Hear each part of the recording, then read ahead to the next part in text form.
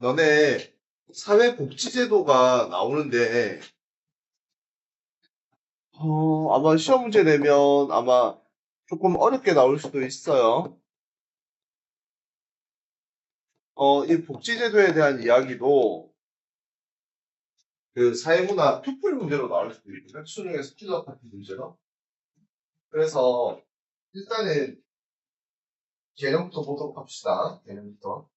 요번 그 고3 9월 모의고사에서 이게 15번이 이 파트 문제였는데 상당히 난해하게 나왔습니다. 난해하게. 아까 경남이 봤을 때 여기 칠판에 무슨 벤다이어그램 그려져 있는 풀이 돼 있는 거 안 봤구나. 봤어요. 그게 그 문제 풀이한 문제. 문제. 혹시나 학교에서 뭐 이런 유형의 문제가 있다라고 소개를 하거나 하면 그 파트 문제를 좀 준비를 해가야 될 겁니다. 일부 학교에서 그렇게 문제를 내는 경우를 봤어요. 그렇게 하고 어떻게 하냐면 어떤 학교는 서술형으로 내죠. 문제 푸는 과정을 가지고. 보겠습니까? 그래서 이런 것들은 여러분들 보이기 때문에 아직 안 나올 수도 있으니까 학교에서 어떤 거를 어떻게 했는지에 대한 정보를 좀 주시기 바랍니다. 자, 복지가 뭐야? 복지. 복지. 복지가 뭐죠?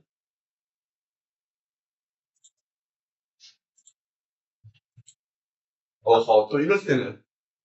자, 우리가 복지라는 얘기를 하면 우리 인프 파트에서 배웠던 사회권이라는 단어가 생각이 나야 돼.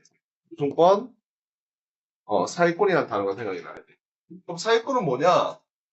국가가 국민의 최소한의 인간다운 삶을 보장한다 이런 말이거든. 그리고 이게 경제 자본주의 발전 파트에서도 나옵니다. 앞에서 쌤이 얘기했던 것 중에 뭐가 있냐면 산업자본주의 시대 때 애덤 스미스의 자유방임주의거든. 정부는 시장에 개입해라 하지 마라. 개입해라 하지 마라. 하지 말라잖아. 절대 하지 마라. 시장에서 하고 살게. 근데 시장에서 시장 실패라는 문제점이 생깁니다. 빈부격차라든지 그런 것들. 그럼 그 문제점을 시장이 해결해요, 못해요? 해결 못하죠. 그럼 해결 못해서 생긴 독점 자본주의의 모습이 세계사적으로 뚜렷하게 보여진 게 경제 대공황이란 말이에요. 경제 대공황. 그러면 경제 대공황이 이렇게 터졌어. 근데 시장이 스스로 해결이 돼야 안 돼. 해결이 안 되니까 이제 누가 나서야 돼? 정부, 국가가 나서는 겁니다. 그게 대표적으로 여러분들 세계사 시간에 배웠던 뉴딜 정책. 뉴딜 정책을 했던 대통령 혹시? 미국. 네? 미국. 미국의 루즈벨트죠. 프랭클린 D. 루즈벨트. 그래서 미국인들이 가장 사랑하는 대통령. 왜? 그런 큰 어떻게 보면 국가적 재난이잖아. 어떻게 보면. 그걸 이제 해결했었던 사람이니까. 그러면 정부가 개인의 삶에 들어간다 안 들어간다? 들어간다 이거. 그러니까 사회 구성원이 기본적 요건을 충족하고 정상적인 생활을 할 수 있도록 만들어진 사회 제도다.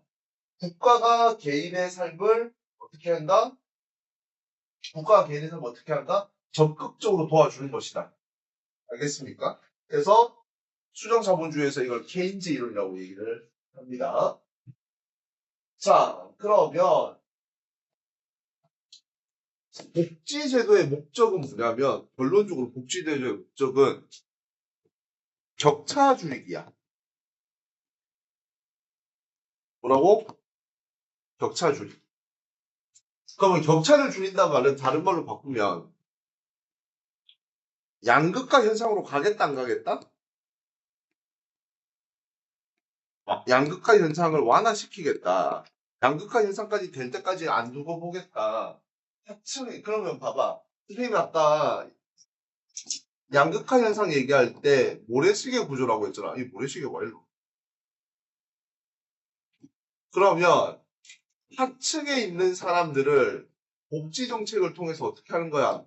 중충으로 올리게 된다면 중충의 비율이 높아지겠죠. 그래서 우리가 원하는 중층이 가장 많은 다이아몬드형으로 만들어주기 위해서 이 부분을 만들 거야. 이렇게. 하층을 중층으로 올리는 작업, 기본적인 삶을 살 수 있게끔 도와주는 작업, 이런 것들이 복지 정책이라고 보시면 됩니다. 이해됐습니까? 자, 그래서 우리나라의 복지제도는 크게 세 개로 나눌 수 있다. 몇 개? 세 개. 자, 제일 처음에 사회보험이라고 합니다. 우리 보험이라고 하는 게 뭐예요? 보험. 보험이라고 하는 거. 너네 보험 들어놓은 거 있어? 걔네 보험 들어놓은 거 있어? 아, 이거 또 엄마가 관리해서 잘 모르는구나. 보험 하기 싫으면 다 있죠, 여러분들. 의료보험이라고 하는. 국가에서 해주는. 자, 보험은 미리 해놓는 거야, 미리. 미리. 미리 대비하는 것입니다. 그러면 선생님도 지금 자동차 보험 넣거든요. 땡땡 화재 자동차 보험을 넣고 있습니다. 그러면 자동차 보험을 넣는다는 이유는 뭐야? 내가 자동차 사고 났을 때 도움을 받기 위해서 넣는 거죠. 안 날 수도 있지만. 그죠? 그러니까 미리 내가 내 돈 내고 미리 준비를 하는 겁니다. 이거는 개인 보험이잖아. 내 거, 쌤 거. 근데 사회보험은 그럼 이 보험을 누가 한다는 소리겠지? 국가가 한다. 보험 국가가 한다. 알겠습니까? 자, 의미 일정 수준의 소득이 있는 개인, 기업, 정부가 보험료를 분담하여 질병이나 실업사고 등 구성원에게 발생할 수 있는 어떤 거? 사회적 위험을 미리 대비해 놓는 제도다. 그래서 쌤이 방금 전에 뭐를 한다? 미리 대비한다. 무엇을? 사회적 위험을. 대표적인 제도가 뭐가 있냐면 여러분들 의료보험 있습니다. 의료보험. 알겠습니까? 그래서 사회보험 특징 1번 첫 번째 강제가입 원칙이다. 뭐라고요? 강제가입 원칙이야. 그러니까 사회보험은 강제가입 원칙이기 때문에 모든 국민이 대상자가 되는 거야. 모든 국민이. 의료보험 난 병원 안 갈 거니까 난 의료보험 떼줘, 난 안 할래. 이렇게 하는 거 없어요. 무조건 다 내야 돼. 국민연금도 마찬가지입니다. 안 되면 독촉장 날라옵니다. 자기 재산 압류하고 합니다. 국가에서. 이게 강제가입 원칙입니다. 알겠습니까? 자, 두 번째. 상호 부조의 원리다. 이런 말 하거든? 상호 부조의 원리. 그러면, 상호가 서로제, 서로. 맞지? 부조는 돈을 내고 도와주고 막 이런 거거든? 그러니까 무슨 말이냐면, 내가 국가에 돈을 내고 국가가 나한테 혜택을 주는 거야. 내가 내고 국가가 주고 서로 왔다 갔다 해야 돼.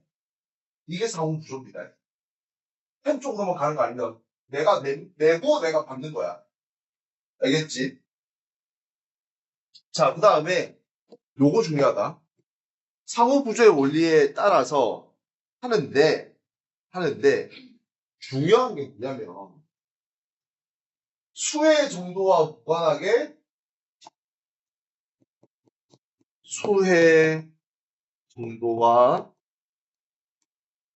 무관하게 능력에 따라서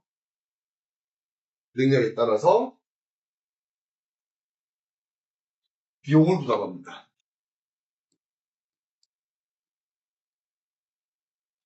이게 무슨 말이냐면 봐봐. 내가 낸 거 가지고 내가 받아 놓는다고 했었지. 맞지? 내가 내고 내가 받는 거랬지. 맞지? 근데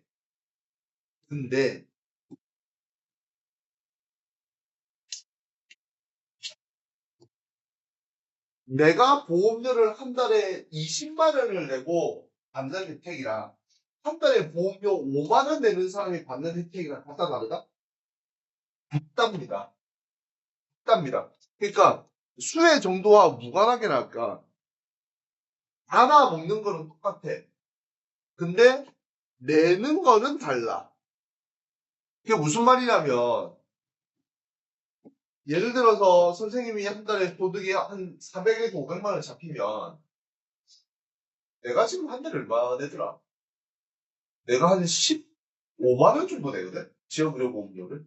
한 달에 15만 원 정도? 15만 원 정도 내는데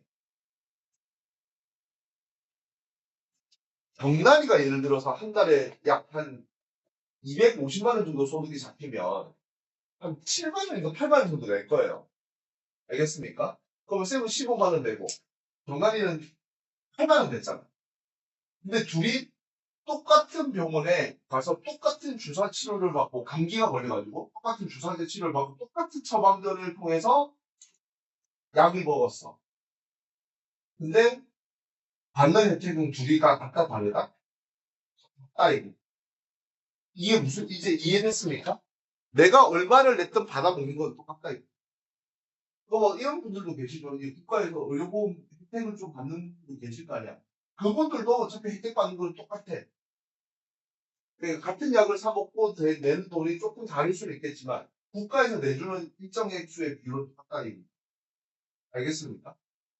그리고 의료보험 내면 여러분들 병원에 영수증 보면 실제 진료비, 실제 뭐 검사료는 얼마인데 의료보험에서 혜택을 받아서 이게 얼마로 깎여가지고 내가 얼마 낸다. 이렇게 나오거든. 그러니까 보험공단에서 우리한테 저보고 혜택을 주는 금액의 액수가 똑같다 이겁니다. 알겠지? 자, 그 다음에 금전지원 원칙이라고 합니다. 뭐라고? 금전지원 원칙. 돈으로 준다는 소리야, 돈으로. 선생님, 나라에서 나한테 돈 안 주던데요. 그게 아니고. 그 방금 병원에 경락이가 감기 때문에 아파서 갔댔잖아. 그러면, 뭐, 공단 부담금 이래서 얼마 깎여서 나온댔잖아. 나머지 차익만 내가 내면 된댔잖아.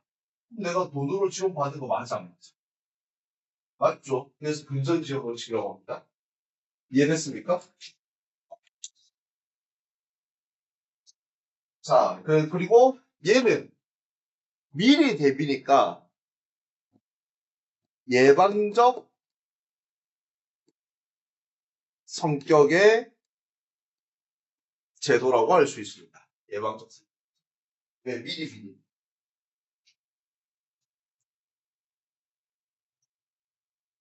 알겠어? 알겠어?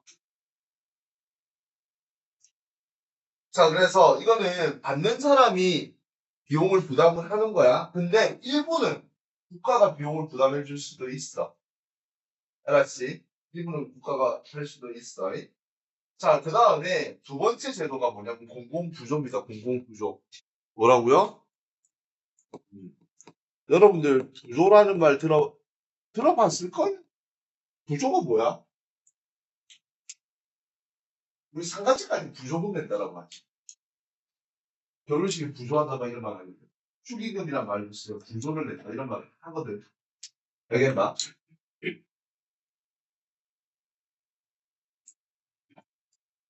정관아. 서현이 결혼식까지 갈 거야. 지금 오지 마. 가야죠. 어. 그러면 갈 때 부조금 내겠지. 맞지? 그럼 이 정당이가 부조금을 내는 이유가 없다. 그냥 축하해 이러고 그냥 하지 마. 축하해 이래서 그냥 주는 거잖아. 부조는 대가성이 없어. 그냥 주는 거야. 부조는. 알겠지? 부조금을 내면서 내가 얼마를 내면 몇 년 뒤에 내가 결혼을 할 거니까 서현이가 나한테 그때 물가 상승률 대비해서 얼마 정도 나한테 주고 이런 계산 안 한다고. 부조는 그냥 주는 거라고. 그냥 주는 거.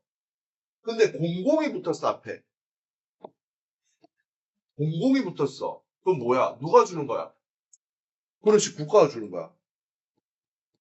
준다라는 개념이다.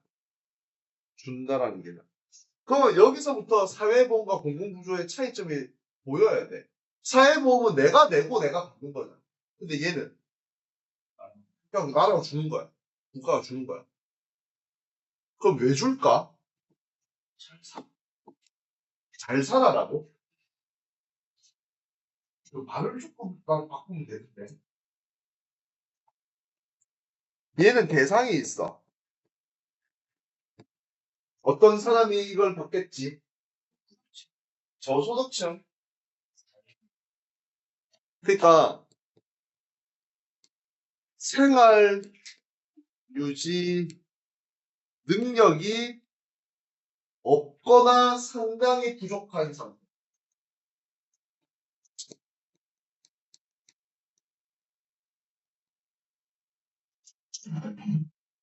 생활 유지 능력이 없거나 생활이 어려운 국민.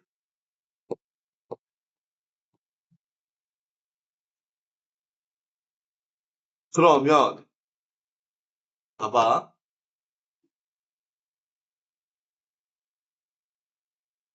이 내용은 생활 유지 능력이 없거나 생활이 어려워지면이지. 지면이지. 그럼 대비가 돼야 안 돼. 그렇지. 대비가 안 되겠지. 그러니까 이 내용을 보니까 어떤 성격이 보인다. 앞에서 우리가 예방적 성격이 강한 제도가 사회보험이라고 했으면 이건 예방적 성격이 아닙니다. 아닙니다. 예방적 성격이 아닙니다. 그러니까 이렇게 되고 난 다음에 해결해 주는 거잖아. 그죠? 그래서 사후 처방적 성격이 강하다라고 얘기를 해. 차이 나잖아요, 여기서부터. 맞지? 그럼 이거 모든 국민은 아니라는 소리겠지. 자, 그러면 재원을 부담하는 자와 수혜자가 일치하지 않습니다. 그럼 무슨 말이고? 아까 사회보험은 내가 돈 내고 내가 받아간댔잖아. 근데 이거는 그러니까 이 공공부조를 하기 위한 돈을 만드는 사람과 받는 사람이 같다 다른가? 다르다는 말이지. 그러면 여기에서 재원을 부담하는 측은 누가 되겠노? 무조건. 그렇지. 국가나 지방자치단체만이 되는 거야. 맞죠? 어떤 친구는 이렇게 얘기해. 선생님, 저거 다 우리가 낸 세금으로 하는 거 아니에요. 이렇게 얘기를 해서 우리 국민도 들어갈 수 있지 않는가요? 막 이렇게 말을 지어내는 친구들이 있었는데 그런 친구들은 쓸데없는 생각 한 번 더 한 거잖아. 그지? 그럼 이건 뭐야? 우리가 국가에 돈을 줬으니까 그건 이제 누구 돈? 세금 내고 국가 돈이. 그러니까 국가가 하는 거야. 이해됐습니까? 그리고 얘들도 금전 지원의 원칙이에요. 실제로 얘들은 이제 뭐 통장에 돈이 꼽힌다든지 그런 형식으로 나타납니다. 알겠습니까? 자, 그런데 요게 안 좋아. 대상자 선정 과정에서 부정적 낙인이 찍힐 수도 있습니다. 아, 쟤는 혜택을 받는 애니까 집이 되게 좀 힘드네. 그렇구나. 라고 넘어가면 되는데, 그걸 가지고, 아이고, 좀 나쁜 생각하는 친구들도 있을 수가 있겠죠. 그죠? 이해됐나? 이해됐나? 그래서, 비용을 부담하는 주체는 무조건 100% 누가 돼야 돼? 국가가 돼야 돼. 개인이 할 수가 없어, 이거는. 개인이 절대 들어가면 안 돼요. 이해됐습니까? 그러면 봐봐. 공공부조와 사회보험의 공통점이 뭐야? 공통점. 그렇지. 금전지원의 원칙이라는 게 공통점이겠죠. 맞죠? 근데 나머지는 다 비교 분석이 가능한 문제겠지. 그럼 이거 두 개 섞어놓고 내는 문제가 좀 많이 나옵니다. 그리고 공공부조에 대해서 얘기를 할 때 한 가지 더 얘기할 수 있는 게 무엇이냐면 이거 전부 다 뭐야? 세금 받아가지고 그 좀 이제 힘든 사람들을 위로 떼껴 올려주는 거잖아. 도와주는 거잖아. 맞지? 그것을 우리가 소득 재분배 효과라고 하거든. 자, 여기서 문제. 둘 중에 하나 찍어보세요. 사회보험이 소득 재분배 효과가 클까? 공공부조가 소득 재분배 효과가 클까? 왜? 더 쉽게 생각해봐. 당 주는 거잖아. 이거는 내가 내고 받아먹는 거고, 이거는 당 주는 거잖아. 무슨 말인지 알겠지? 플러스 알파의 효과가 얘가 더 크다. 그래서 이런 선택지가 나올 수 있습니다. 소득 재분배 효과가 가장 크다라고 하는 키워드 선택지가 나타날 수가 있어요. 알겠습니까? 우리 교재에서도 그게 나와 있어요. 맨 밑에 소득 재분배 효과가 가장 크다. 그래서 사회보험도 소득 재분배 효과가 있지만 공공부조가 그 소득 재분배 효과가 가장 크다라고 얘기를 합니다. 알겠습니까? 자, 그 다음에 마지막에 있는 게 사회 서비스입니다. 사회 서비스. 우리 준이가 식당 가면 좋아하는 거 서비스.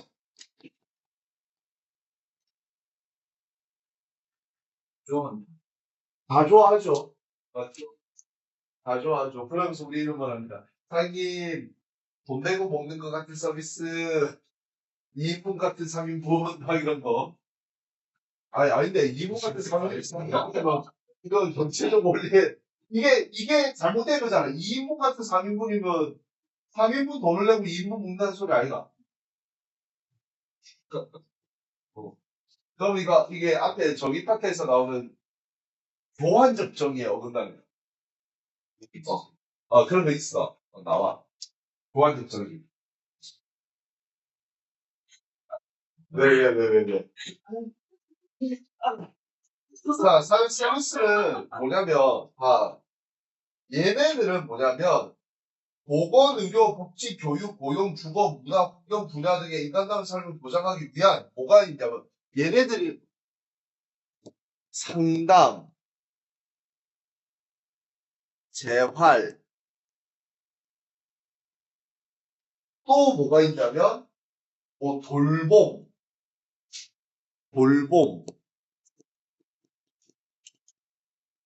그 다음에 뭐 시설 이용,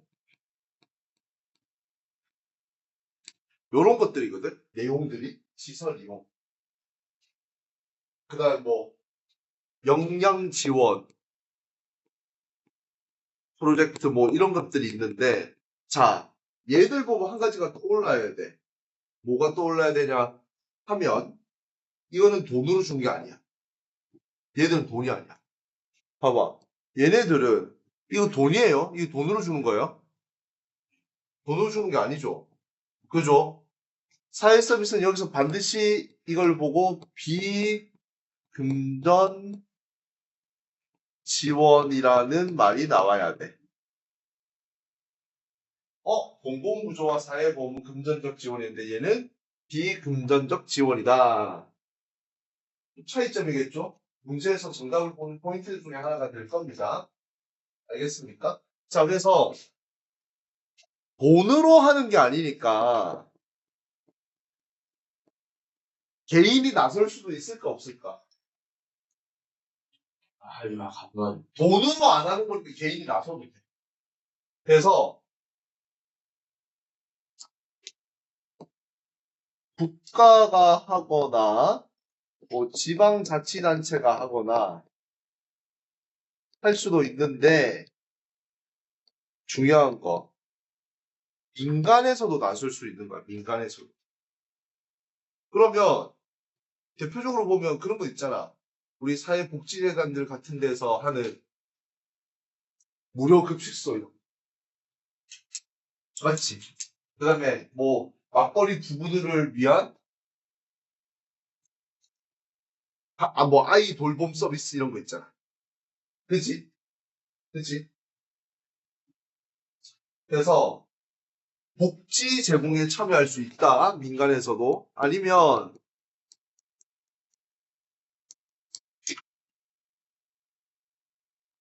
이런 거 있지. 우리 귤이가 김밥 천국을 해가지고 세계적인 글로벌 기업이 됐다. 그래서 뭐 박간의 김밥에서 이제 저 맞벌이 부부들을 위해서 유치원하고 유아원을 통합한 새로운 아이 돌봄 서비스를 시작하는 거야. 그러면 박간의 김밥 직원들은 여기 회비 50% 면제. 한 달에 50% 면제 이럴 수도 있죠. 그 외부 회사는 그 회비에 20% 면제하고 들어와서 그냥 하세요. 우리가 사회적인 사업 하겠습니다. 이럴 수도 있겠죠. 맞습니까? 자, 그래서 비용을 부담할 때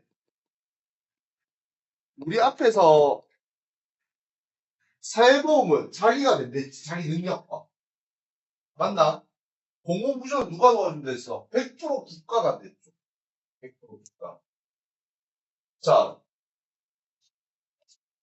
이런 말을 합니다. 일정 소득 수준 이하의 국민에 대해서는 국가나 지방자치단체에서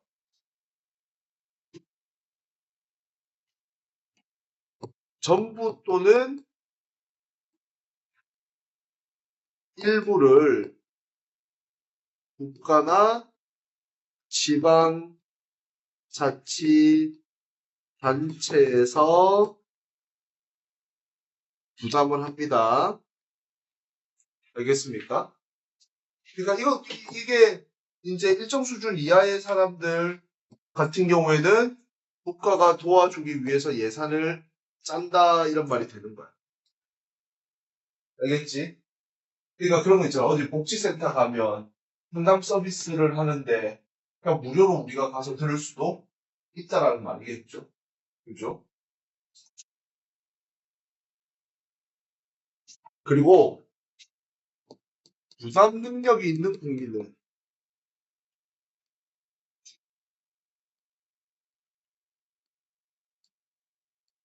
그럼 부담 능력이 있는 국민 같은 경우 어떻게 하면 돼? 그럼 자기가 내면 되는 거 아닌가? 맞지? 혜택을 받는 사람 그거를 뭐라고 하냐면 수익자 부담 원칙이라고 얘기를 합니다. 알겠습니까? 이해됐어요? 그러면 이렇게 세 개가 나오잖아. 지금 제도가 우리가 이렇게 세 개를 배웠잖아. 그지? 공통점과 차이점 그리고 이들의 성격에 대해서 내는 문제가 나올 겁니다. 이 파트. 알겠습니까? 기본이 그거거든. 근데 이걸 응용을 해서 고난이도 문제를 만들 수도 있다. 상당히 어렵게. 이해됐습니까? 이해됐습니까? 자, 그 다음에 복지제도에 대한 고난이도 문제풀이를 한 문제 정도 좀 이따가 바로 해보도록 합시다. 자, 그 다음에 내용에 보면 적극적 평등 실현,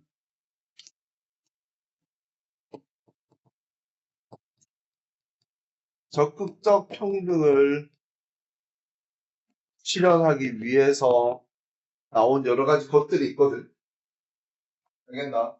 다른 말로 하면 이게 적극적 우대 조치라는 말을 해.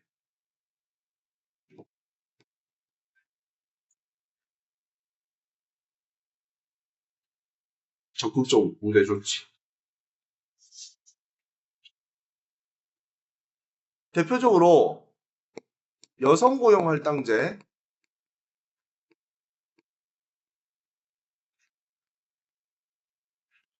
장애인 고용 할당제와 같은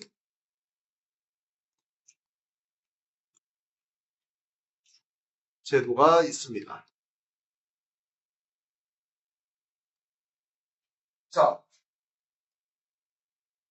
이게 뭐냐면 봐봐. 여성과 장애인 대표적으로 예시를 쌤이 들었죠. 맞죠? 그래서 이들은 사회적 차별을 받았던 집단에 대해서 적극적 평등이지. 그러니까 얘네가 이때까지 이렇게 떨어졌었단 말이잖아. 맞지? 이렇게 만들어준 게 아니고 얘네들 끄집어 올려주는 거야.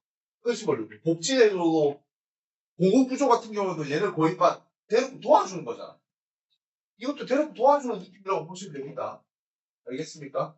그래서 뭘 주냐면 직간접적 혜택을 주는 거야. 혜택을 주는 거야. 그러니까 그냥 어드밴티지 준다고 대놓고 옛날에 장애인들이 차별을 받아서 사회적으로 취업도 힘들었고 그렇게 하니까 여러분들한테 그냥 대놓고 어드밴티지를 주겠습니다. 이렇게 하는 거라고. 이해됐습니까? 이해됐습니까? 근데 이렇게 됐을 때 문제점이 있겠나 없겠나? 문제점이 있을까 없을까? 어떤 문제? 그거처럼. 어? 생각해봐봐. 어떤 문제점이 있을까? 너무 많이 힘들면 그러면서 돈 쓰는 거지. 자, 적극적 우대 조치의 문제점.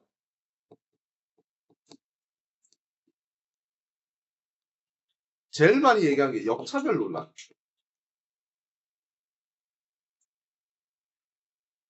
역차별 논란.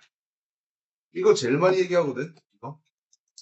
그럼 무슨 말이냐면 예를 들어서 여성고용 할당제를 통해서 그러니까 이런 거지. 쌤이 예시를 보여줄게요. 100명의 신입사원을 뽑아. A라는 회사에서. 근데 여성고용 할당제로 무조건 10명 이상의 여성을 뽑아야 된대. 알겠습니까? 그런데 예를 들어서 이 10명의 여성은 무조건 뽑혀야 된다. 아니다. 1등부터 90등까지는 순서대로 뽑고 그 다음에는 여성만 뭐 10명을 뽑는다. 이렇게 제도를 가정을 할게요. 알겠습니까? 그러면 예를 들어서 이 여성 10명의 바운더리 안에 뽑히는 사람들이 그럼 이것 때문에 떨어지는 남성 10명이 있을까요? 성적은 되는데. 맞지? 이 사람들이야 뭐 입사평가 점수가 한 뭐 1, 2점 차이 나면 한 뭐 그러려니 할 수도 있잖아. 맞지? 근데 떨어진 사람과 붙은 사람의 차이가 한 30점, 40점 막 이렇게 나. 그러면 와, 야, 이 제도만 아니었으면 우리가 뭐라고 하겠노? 당연히 붙는 건데 이런 말도 안 되는 이것 때문에 우리가 피해를 받아야 되나? 남자라서 우리가 입사를 못했다라고 얘기를 할 수도 있겠죠. 맞습니까? 맞습니까? 됐어. 그러니까 이게 잘못하면 역차별이 된단 말이야. 그 다음에 두 번째가 뭐냐면 과거의 일에 대한 보상이라는 것이 문제점이 되는 건데 쉽게 얘기하면 여러분들 우리 여학생들 지금 여기 계시지만 여자로 태어나서 차별 받았습니까? 인간이 지금 아빠가 제일 불쌍한 것 같은데 내가 봤을 때 왜냐면 딸 셋에 엄마까지 4명의 여성과 1명의 남성이 같이 살고 계시잖아.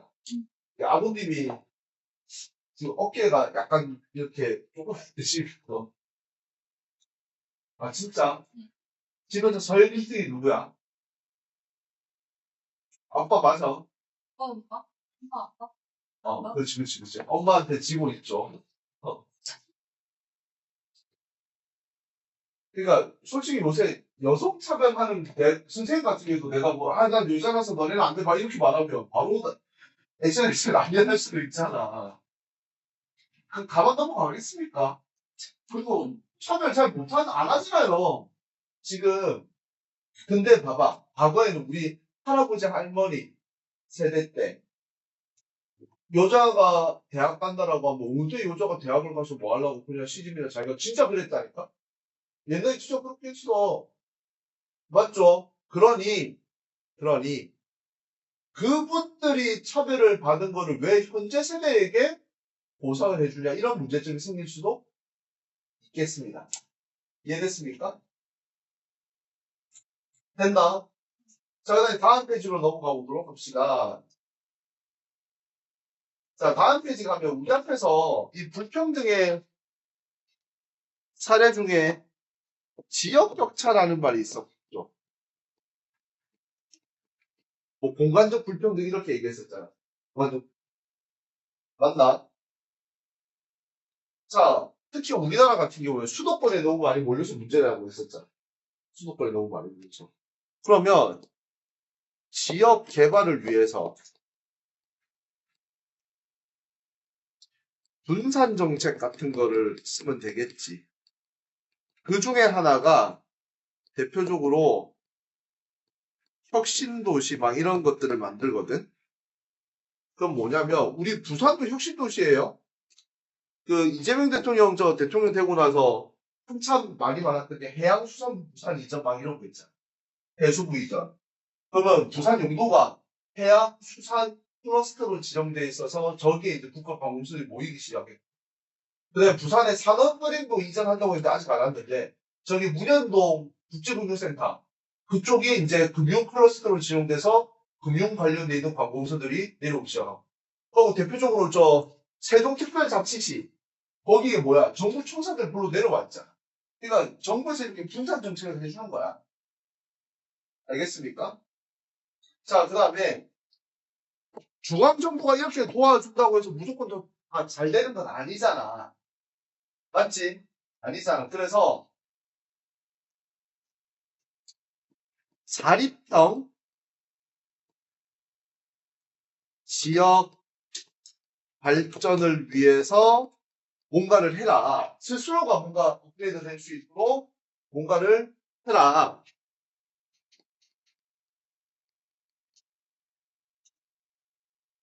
이것 때문에 각 지역에 무슨 지역 축제가 되게 많이 생기긴 했거든. 그래서 뭐 지역 브랜드,